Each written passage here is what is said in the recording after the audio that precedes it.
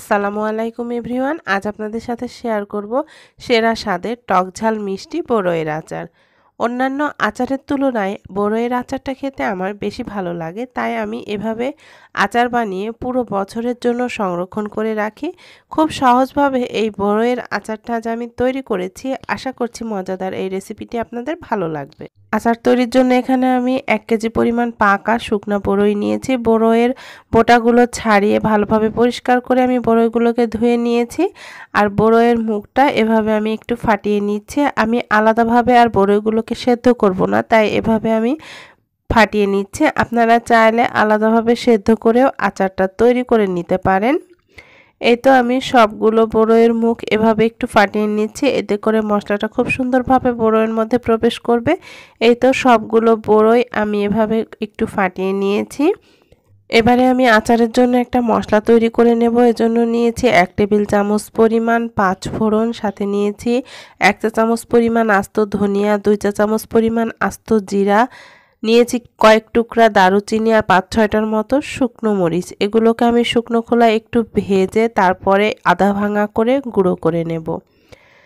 অন্য একটা প্যানে চুলায় দিয়ে দিচ্ছি প্রায় 1.25 কাপের মতো সরিষার তেল। তেলটা যখন গরম হয়ে আসবে তখন ফোড়নের জন্য দিয়ে দিচ্ছি 4-5টার মতো শুকনো মরিচ মাঝখান থেকে ফেলে নিয়েছি, 1 চা চামচ 5 ফোড়ন আর কয়েকটা আস্ত গরম মশলা, এলাচ, দারুচিনি। এগুলো দিয়ে একটু ভাজা ভাজা হয়ে আসলে এর মধ্যে দিয়ে দিচ্ছি 1 টেবিল চামচের মতো রসুন বাটা। আপনারা চাইলে থেতো করা রসুনও দিতে পারেন। আর প্রায় 1.5 টেবিল চামচের মতো সরিষা বাটা, 1 চা চামচের মতো হলুদের গুঁড়া, সাথে দিয়ে দিচ্ছি 1 চা চামচের মতো মরিচের গুঁড়া। আমি এখানে ঝালটা একটু বেশি পরিমাণ দিয়েছি। আপনারা ঝাল কম খেতে চাইলে মরিচের গুঁড়াটা আরেকটু কমিয়ে দিতে পারেন। স্বাদমতো কিছুটা লবণ দিয়ে মশলাটাকে কষিয়ে নিয়ে তারপর বড়ইগুলো দিয়ে ভালোভাবে বড়ইয়ের সাথে একটু কষিয়ে নিচ্ছি।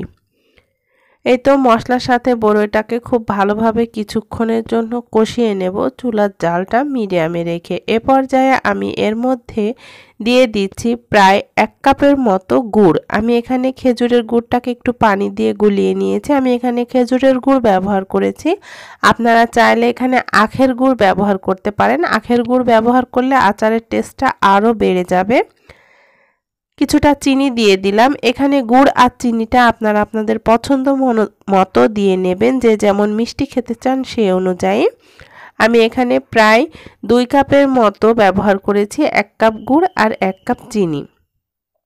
এখানে আমি 1/4 কাপ পরিমাণ তেঁতুল আগে থেকে একটু পানিতে ভিজিয়ে একটু হাত দিয়ে চটকে নিয়েছি।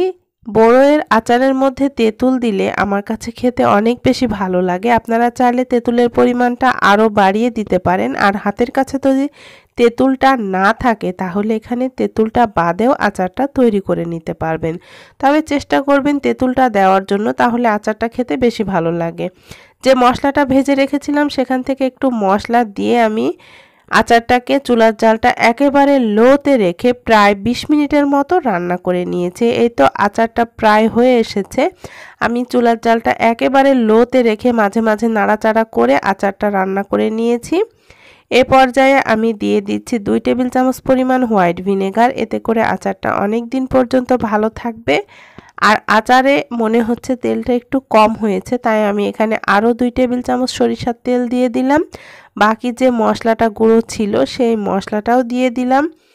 আচারের টেস্টটা আরও একটু বাড়ানোর জন্য এখানে দিয়ে দিচ্ছি 1 চা চামচের মতো বিট লবণ। বিট লবণটা দিলে আচারটা খেতে অনেক বেশি ভালো লাগে।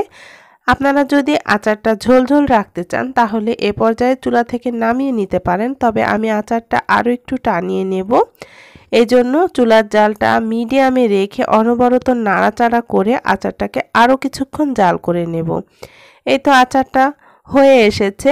এবার আমি আচারটাকে চুলা থেকে নামিয়ে ঠান্ডা করে তারপর পরিবেশন করে নেব। এই তো আচারটাকে আমি পুরোপুরি ঠান্ডা করে তারপর একটা সার্ভিং প্লেটে উঠিয়ে নিচ্ছি।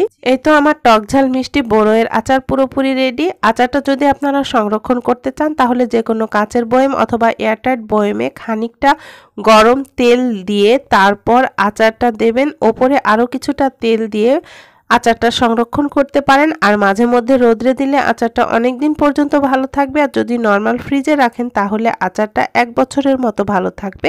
আশা করছি মজাদার এই আচারের রেসিপিটি ভালো লেগেছে। ভালো লাগলে লাইক, কমেন্ট এবং শেয়ার করতে ভুলবেন না। সবাইকে আল্লাহ হাফেজ।